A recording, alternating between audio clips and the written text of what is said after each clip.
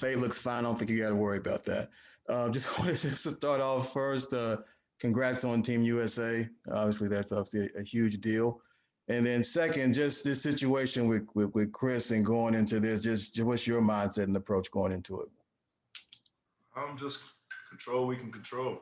Obviously, Chris is in this health and safety protocol, so we don't know the timetable on that, and we just go, with what we hear day to day. Um, but it's next man up. Obviously a big part of our team, and we don't know if he's going to be available tomorrow or not. But we're ready to play regardless. Next up is Logan Murdoch with the Ringer, followed by Tressa Tudrick. What up, Book? We were talking to Monty Williams. I was talking to Monty Williams, and I asked him how he coaches a person like you with a chip, and how you have to manage how you can manage that to be in a positive way. How do you, as a player, use your chip constructively as opposed to your detriment? You're saying like having a chip on my shoulder, like playing with an edge? Yeah, playing with edge. Yeah. How do you use that in a positive way as opposed to a That's destructive? the only way I know how to play, honestly.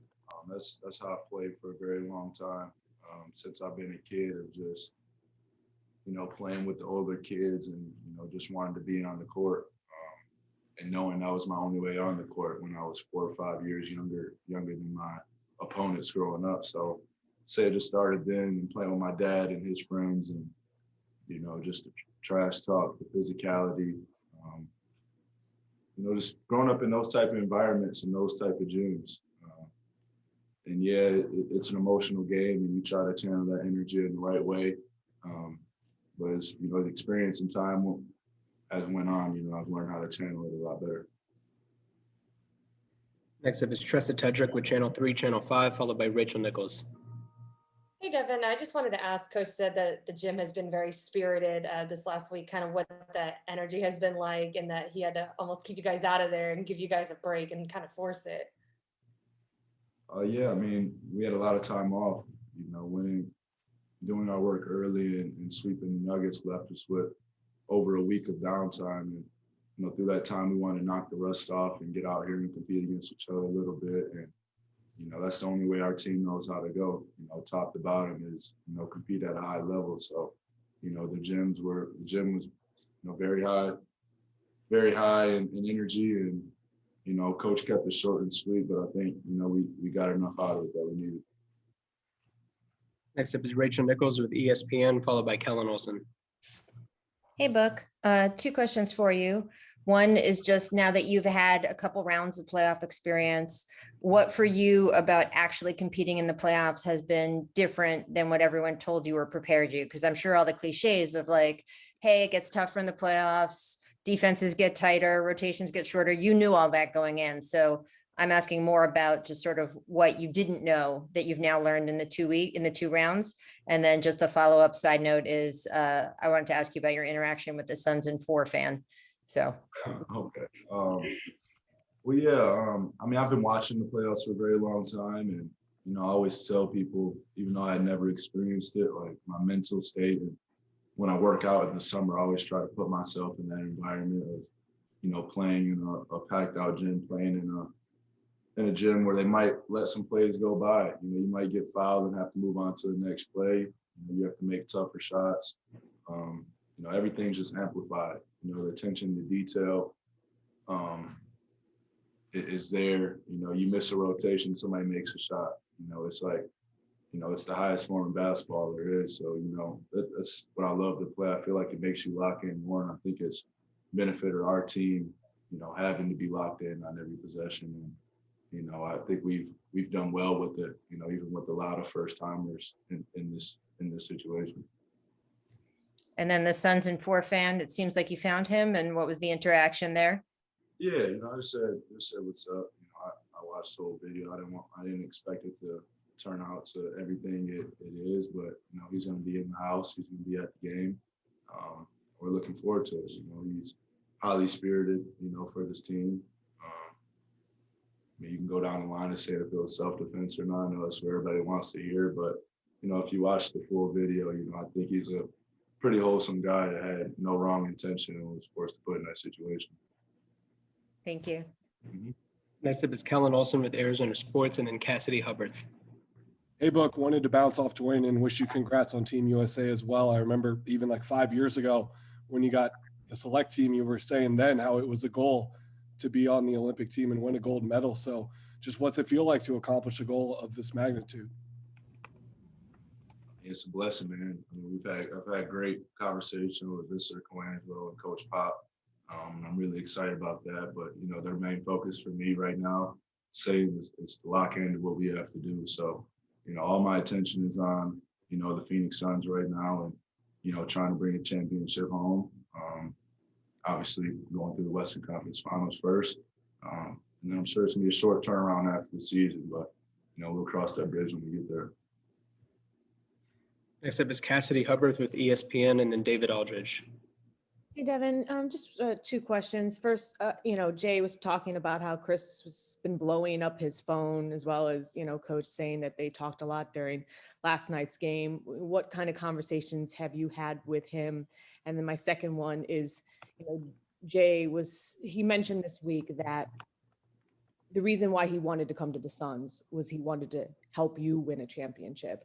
How would you describe how your relationship with Jay has developed this season? Because he says you guys watch film with each other all the time. Yeah, Chris has been keeping in contact with everybody. I mean, we have our group message going. As far as our conversation go, that we kind of keep that in-house with us and the team. But, you know, Jay's been, I've been preaching it through the whole playoffs. He's that grit for us. You know, he's that toughness, you know, that we lean on and that we need.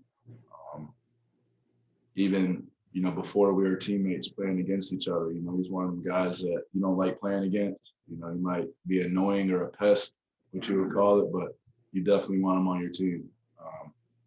And, you know, it's contagious. You know, the defensive intensity, you know, the communication, the constructive criticism, being honest with people. So, you know, he has that championship pedigree, and, you know, he's played in big basketball games before, and he communicates that throughout the team at all times. So, you know, he's a very big piece of this puzzle for us. Got time for three more. Next is David Aldridge with The Athletic, and then Jovan Buha. What's up, Book? Yeah. I just wanted to ask you, man, like this time of the year, the emotion's so high, the intensity is so high. How have you found it to kind of deal with what you call, you know, what you just said was constructive criticism? Because you know that everybody's trying to win. But on the other hand, everybody has ideas this time of year of how to win. And those things may conflict with one another, whether it's in a huddle or in a film session or coming from a coach or whatever. How do you kind of accept the fact that, hey, we're all trying to reach the same goal here, even if we disagree? Well, we're all on the same page. And you can credit our coaching staff, and you can credit the players for, you know, going through it. We go through our shoot-arounds and we go through our practices. We don't leave the gym until we are all on the same page, you know, so there is no gray area on any rotation or anything that we're doing. And then as far, I mean, obviously it's an emotional game, and, you know, we say to each other, even when we come to each other in the game, there might be a disagreement and stuff, but, you know, channel that energy, you know, against the other team and in the right way. And I'd say our relationship has just continued to grow, you know, amongst our whole team throughout the whole season. You know, it's continued to get better through each situation that we've been put in. It's like I was talking about earlier, like, you know, with our group message chain that we keep in contact with too. Just being around the locker room, being around the gym, you know, we have a lot of laughing, a lot of giggling, and when it's time to lock in, we can focus and lock in. So, you know, it's a good balance that we found within this team. And it's really fun to be a part of. Final two questions are Jovan Buha with The Athletic and Gina Mizell. Hey, Book. The lineup data with Cameron Payne on the floor with the rest of the starting group in the regular season and postseason has been really good. Obviously, we don't know Chris's status for tomorrow yet, but if Cam is starting, what type of dynamic does he bring to that starting group kind of versus him coming off the bench? I just think he's not scared of the moment. You know, usually somebody is put in that situation, becoming a little hesitant, but that's not how he plays at all. You know, see, even in short times when he's coming off the bench during the season, you know, he's always ready to go and not afraid of the moment. And he's not scared to make mistakes out there.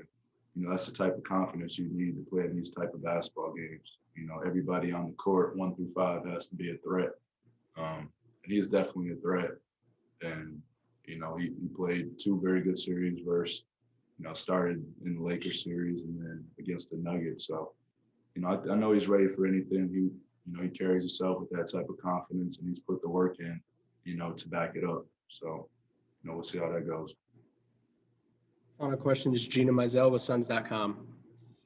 Hey, Book, when you talk about kind of locking in on every possession or the communication that your team, goes through each and every day, I know an important phrase for you guys throughout the season has been everything counts. And so when you come into the gym every day, how much are you thinking about that phrase, and how much do you feel like kind of believing in that concept has propelled you guys to where you guys are right now in the playoffs? Coach breaks it down and he shows it. We highlight plays that, might not be the plays to make Sports Center top 10.